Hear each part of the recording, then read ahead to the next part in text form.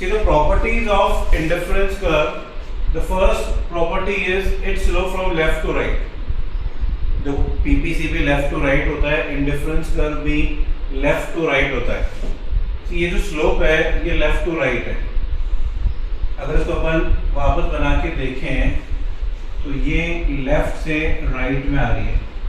इसका सिंपल सा मीनिंग ये होता है कि अगर मैं x का कंजम्पशन बढ़ा रहा हूँ, मतलब मैं मान लो इनिशियली इस पॉइंट पे हूँ A कॉम्बिनेशन पे, तो मेरे पास y की यूनिट्स m है और x की यूनिट से r है, इतनी है.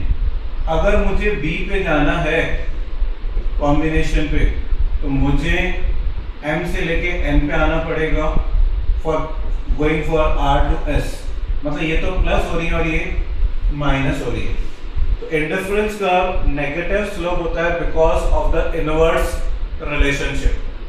To get additional unit of x we have to give up the some unit of y to remain the same level of indifference का. मतलब एक सिंपल सा रीजन तो ये हो सकता है कि इनवर्स रिलेशनशिप है कि मुझे x का कंजम्पशन बढ़ाना है तो मुझे y का कंजम्पशन कम करना पड़ेगा. तो इंडिफरेंस कर्व की पहली प्रॉपर्टी है negatively slope because of the inverse relationship. Negative slope because of the inverse relationship, and when consumer decide to have more amount of the one commodity, he has to reduce the number of unit of the other commodity to remain on the same level of indifference curve. Second, indifference curve convex होता है, मैंने अभी समझाया because of diminishing MRS. तो diminishing MRS क्या होता है कि पहले मैं substitute कर रहा था, that is we can say 4 units of y for 1 unit of x. अब मेरे पास x 2 हो गए, फिर मुझे C पे जाना है तो मैं केवल y को 3 यूनिट ही सब्स्टिट्यूट कर रहा हूँ for getting 1 unit of x.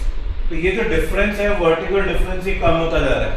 तो इंडिफरेंस कर्व कॉन्वेक्स होता है because of the diminishing MRS.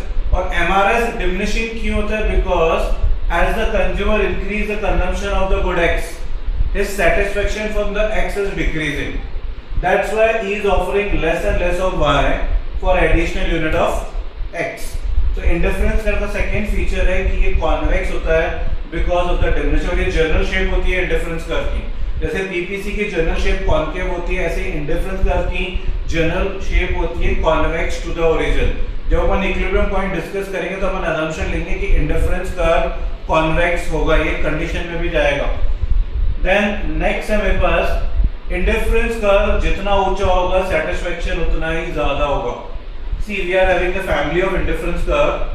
मैंने बताया था फैमिली ऑफ इंडिफरेंस कर्व क्या होता है? More than one IC in a single diagram. Family of indifference curve क्या होता है? More than one IC in a single diagram. मतलब एक से ज्यादा इंडिफरेंस कर्व है सिंगल डायग्राम में तो वो फैमिली ऑफ इंडिफरेंस कर्व कहलाती है. तो यहाँ पर 3 इंडिफरेंस कर्व है और कंज्यूमर जो है इस केस में लालची है. लालची का मतलब ये नहीं है कि उसको बहुत ज्यादा लालच है. यहाँ पर कंज्यूमर रैशनैलिटी दिखाता है, मोनोटोनिक प्रेफरेंस दिखाता है.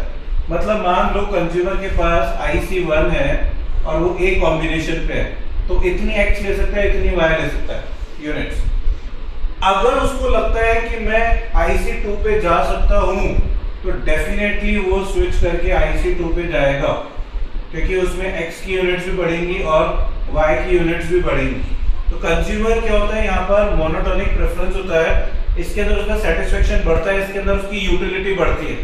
कई बार जब माइक्रो इकोनॉमिक्स 12th क्लास में थी तो बोर्ड के ऊपर क्वेश्चन आता था why higher IC gives more utility because it contain more unit. Simple सी चीज है कि अगर एक कंज्यूमर को लगता है कि वो हायर IC पे जा सकता है तो डेफिनेटली वो स्विच करके हायर IC पे जाएगा क्योंकि उसके पास ज्यादा यूनिट्स मिलेंगी x और y की.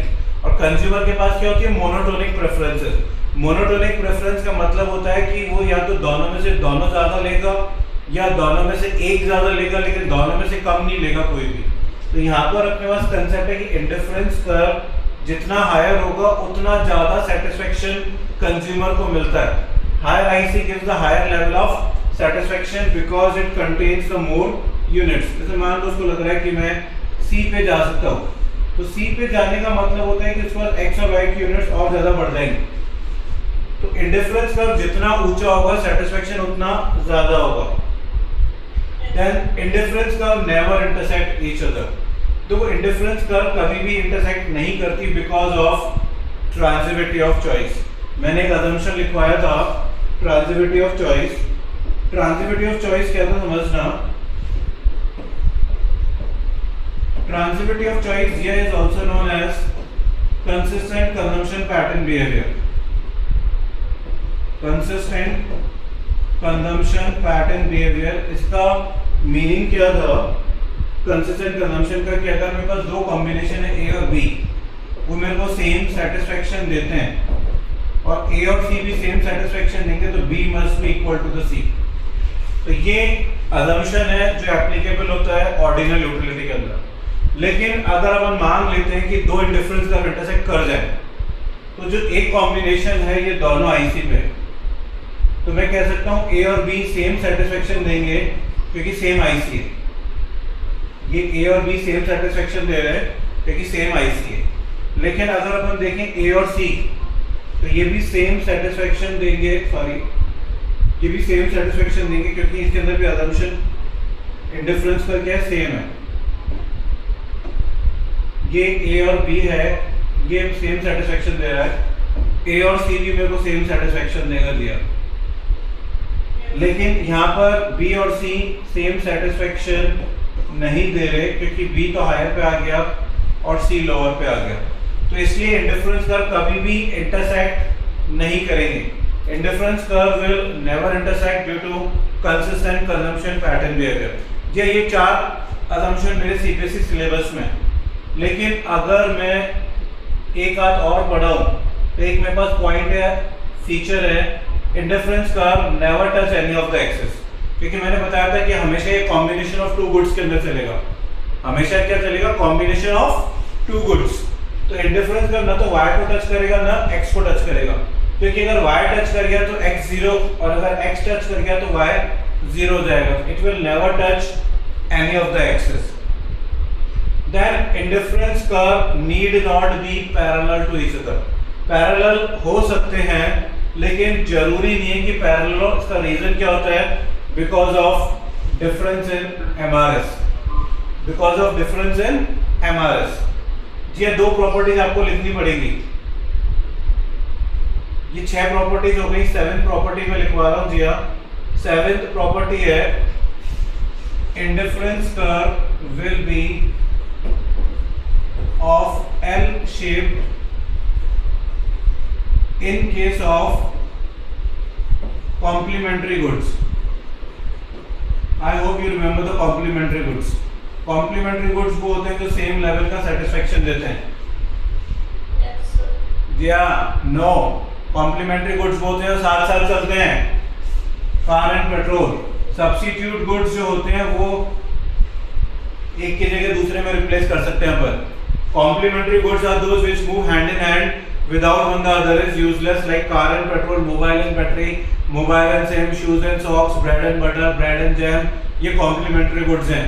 complementary goods के केस में इंडिफरेंस कर्व L shaped होता है।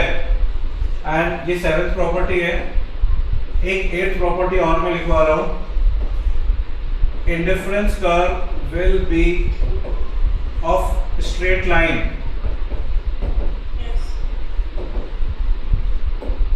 in case of substitute goods।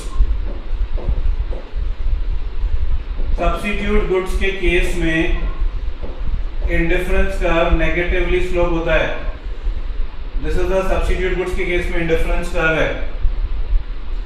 वो कॉम्प्लीमेंट्री गुड्स में एल शेप में, ये आपको याद करने पड़ेंगे। बनाओ उसको, ये प्रॉपर्टीज हैं इंडिफरेंस कर्व की।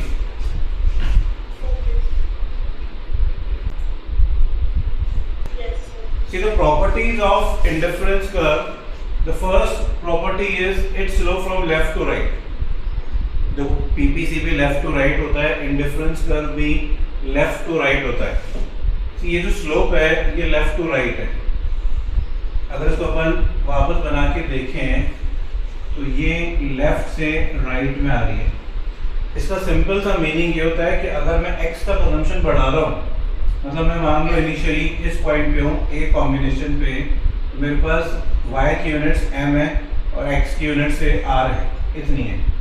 अगर मुझे b पे जाना है कॉम्बिनेशन पे, तो मुझे m से लेके n पे आना पड़ेगा, for going for R to S, मतलब ये तो प्लस हो रही है और ये माइनस हो रही है। तो इंडिफरेंस कर्व नेगेटिव स्लोप होता है because of the inverse relationship. To get additional unit of x, we have to give up the some unit of y to remain the same level of indifference का। मतलब एक simple सा reason तो ये हो सकता है कि इनवर्स रिलेशनशिप है कि मुझे x का कंजम्पशन बढ़ाना है तो मुझे y का कंजम्पशन कम करना पड़ेगा। तो इंडिफरेंस कर्व की पहली प्रॉपर्टी है negatively slope because of the inverse relationship. Negative slope because of the inverse relationship, and when consumer decide to have more amount of the one commodity, he has to reduce the number of unit of the other commodity to remain on the same level of indifference curve. Second, indifference curve convex होता है, मैंने अभी समझाया because of diminishing MRS. तो diminishing MRS क्या होता है कि पहले मैं substitute कर रहा था, that is we can say 4 units of y for 1 unit of x. अब मेरे पास x 2 हो गए, फिर मुझे c पे जाना है तो मैं केवल y को 3 यूनिट ही सब्स्टिट्यूट कर रहा हूँ for getting 1 unit of x।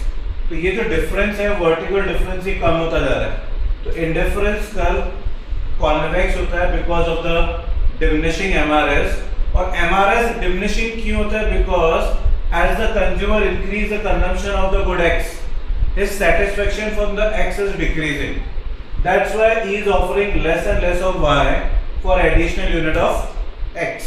तो इंडिफरेंस कर्व का सेकंड फीचर है कि ये कॉन्वेक्स होता है बिकॉज ऑफ द डिमिनिशन, और ये जनरल शेप होती है इंडिफरेंस कर्व की।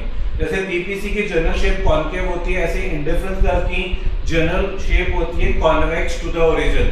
जब अपन इक्विलिब्रियम पॉइंट डिस्कस करेंगे तो अपन असम्पशन लेंगे कि इंडिफरेंस कर्व कॉन्वेक्स होगा, ये कंडीशन में भी जाएगा। देन नेक्स्ट है मेरे पास इंडिफरेंस कर्व जितना ऊंचा होगा सैटिस्फैक्शन उतना ही ज्यादा होगा। See we are having the family of indifference curve. मैंने बताया था फैमिली ऑफ इंडिफरेंस कर्व क्या होता है? More than one IC in a single diagram. Family of indifference curve क्या होता है? More than one IC in a single diagram, मतलब एक से ज्यादा इंडिफरेंस कर्व है सिंगल डायग्राम में, तो वो फैमिली ऑफ इंडिफरेंस कर्व कहलाती है। तो यहाँ पर 3 इंडिफरेंस कर्व है और कंज्यूमर जो है इस केस में लालची है। लालची का मतलब ये नहीं है कि उसको बहुत ज्यादा लालच है, यहाँ पर कंज्यूमर रैशनैलिटी दिखाता है, मोनोटोनिक प्रेफरेंस दिखाता है। मतलब मान लो कंज्यूमर के पास IC1 है और वो A कॉम्बिनेशन पे है, तो इतनी x ले सकता है, इतनी y ले सकता है यूनिट्स। अगर उसको लगता है कि मैं IC2 पे जा सकता हूँ तो डेफिनेटली वो स्विच करके IC2 पे जाएगा, क्योंकि उसमें x की यूनिट्स भी बढ़ेंगी और y की यूनिट्स भी बढ़ेंगी। तो कंज्यूमर क्या होता है, यहाँ पर मोनोटोनिक प्रेफरेंस होता है, इसके अंदर उसका सेटिस्फेक्शन बढ़ता है, इसके अंदर उसकी यूटिलिटी बढ़ती है। कई बार जब माइक्रो इकोनॉमिक्स 12th क्लास में थी तो बोर्ड के अंदर क्वेश्चन आता था why higher IC gives more utility, because it contain more unit. Simple सी चीज है कि अगर एक कंज्यूमर को लगता है कि वो हायर IC पे जा सकता है तो डेफिनेटली वो स्विच करके हायर IC पे जाएगा, क्योंकि उसके पास ज्यादा यूनिट्स मिलेंगी x और y की। और कंज्यूमर के पास क्या होती है? Monotonic preferences. मोनोटोनिक प्रेफरेंस का मतलब होता है कि वो या तो दोनों में से दोनों ज्यादा लेगा या दोनों में से एक ज्यादा लेगा, लेकिन दोनों में से कम नहीं लेगा कोई भी। तो यहाँ पर अपने पास कंसेप्ट है कि इंडिफरेंस कर्व जितना हायर होगा उतना ज्यादा सेटिस्फेक्शन कंज्यूमर को मिलता है।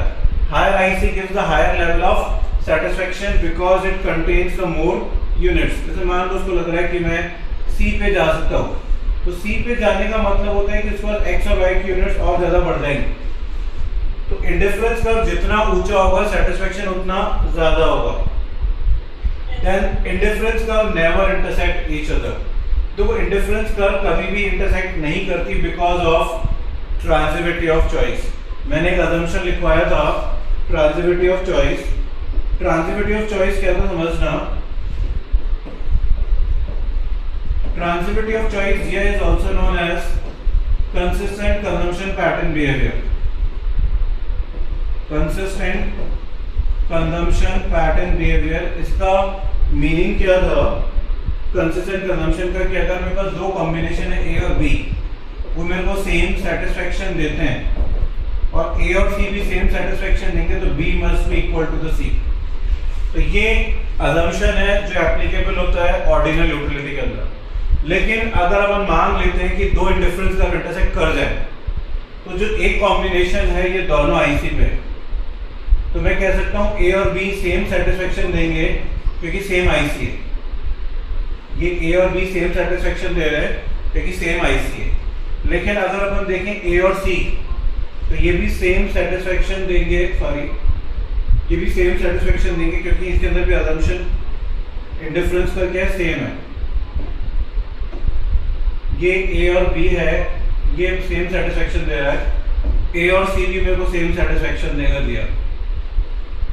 लेकिन यहाँ पर बी और सी सेम सेटिस्फेक्शन नहीं दे रहे क्योंकि बी तो हायर पे आ गया और सी लोअर पे आ गया। तो इसलिए इंडिफरेंस कर्व कभी भी इंटरसेक्ट नहीं करेंगे। Indifference curve will never intersect due to consistent consumption pattern behaviour. ये 4 असम्पशन मेरे सीबीएसई सिलेबस में। लेकिन अगर मैं एक आध और बढ़ाऊं तो एक मेरे पास पॉइंट है, फीचर है, indifference curve never touch any of the axis. क्योंकि मैंने बताया था कि हमेशा ये कॉम्बिनेशन ऑफ 2 गुड्स के अंदर चलेगा। हमेशा क्या चलेगा, कॉम्बिनेशन ऑफ 2 गुड्स। तो इंडिफरेंस कर्व ना तो y को टच करेगा ना x को टच करेगा, क्योंकि अगर y टच कर गया तो x 0 और अगर x टच कर गया तो y 0 हो जाएगा। It will never touch any of the axis. Then indifference curve need not be parallel to each other. Parallel हो सकते हैं लेकिन जरूरी नहीं है कि पैरेलल हो। इसका रीजन क्या होता है, because of difference in MRS. Because of difference in MRS. ये 2 प्रॉपर्टीज आपको लिखनी पड़ेगी। ये 6 प्रॉपर्टीज हो गई, 7th प्रॉपर्टी में लिखवा रहा हूं जी हाँ। 7th प्रॉपर्टी है indifference curve will be of L shaped in case of complementary goods. I hope you remember the complementary goods. Complementary goods वो होते हैं जो सेम लेवल का सेटिस्फेक्शन देते हैं। Yes sir. या नो, कॉम्प्लीमेंट्री गुड्स वो होते हैं साथ साथ चलते हैं, car and petrol. Substitute goods जो होते हैं वो एक की जगह दूसरे में रिप्लेस कर सकते हैं अपन। Complementary goods are those which move hand in hand without one the other is useless, like car and petrol, mobile and battery, mobile and same, shoes and socks, bread and butter, bread and jam। ये complementary goods हैं। complementary goods के case में indifference curve L shaped होता है। And ये 7th property है। एक 8th property और मैं लिखवा रहा हूँ, indifference curve will be of straight line in case of substitute goods। substitute goods के केस में इंडिफरेंस कर्व नेगेटिवली स्लोप होता है। This is the substitute goods के केस में इंडिफरेंस कर्व है वो कॉम्प्लीमेंट्री गुड्स में एल शेप में, ये आपको याद करने पड़ेंगे। बनाओ उसको, ये प्रॉपर्टीज हैं इंडिफरेंस कर्व की।